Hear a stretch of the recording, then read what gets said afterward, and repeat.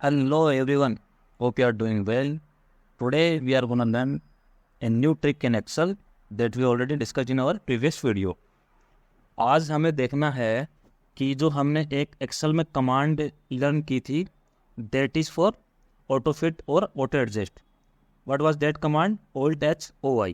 तो हमने एक Alt H O I command देखी थी एक्सेल में कि अगर अपने पास डेटा है जो कि स्केटर्ड फॉर्म में है, रो फॉर्म में है, हमने किसी और फॉर्मेट से इंपोर्ट किया है तो उसको ऑटो फिट या ऑटो एडजस्ट कैसे करना है, तो ऑल्ट एच ओ आई करना है। तो ऑल्ट एच ओ आई के लिए हमने प्रीवियस वीडियो में इसको डिस्कस किया था। अब ऑल्ट एच ओ आई जो है वो एक कमांड है, राइट।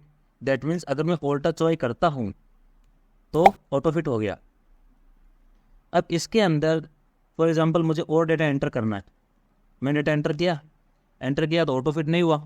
अब इसके लिए मुझे बार बार में ऑटो फिट करना पड़ेगा, ऑल्ट एच ओ आई हो गया।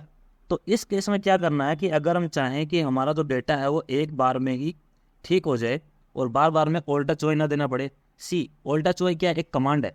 तो कमांड क्या है? वो ऑटोमेशन पे काम नहीं करती है। कमांड जब आप एक्सेल को कमांड देने के लिए बोलोगे तो एक्सेल उस टाइम पे उस डेटा को उस कमांड के हिसाब से आपको रन कर देगा।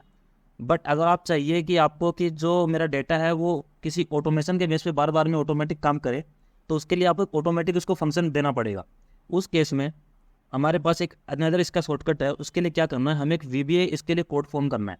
तो एक छोटा सा कोड है, एक सिंपल सा कोड है। उसके लिए अपने को क्या करना है, हमारी जो शीट है प्रेस राइट क्लिक में व्यू कोड, ये अपना एक VBA अपना ओपन हो गया, विजुअल बेसिक एडिटर। ठीक है, ये एक्सेल की जो बैकग्राउंड की जो कोडिंग है ये उसकी लैंग्वेज है। अब VBA के अंदर हमारी जो शीट है मॉड्यूल ओपन हो गई कि इसके अंदर अपने को क्या करना है। तो जो जनरल है उसमें अपने को वर्कशीट लेनी है कि हमारी जो वर्कशीट है उसके अंदर अपने को कमांड देनी है, कोड देना है।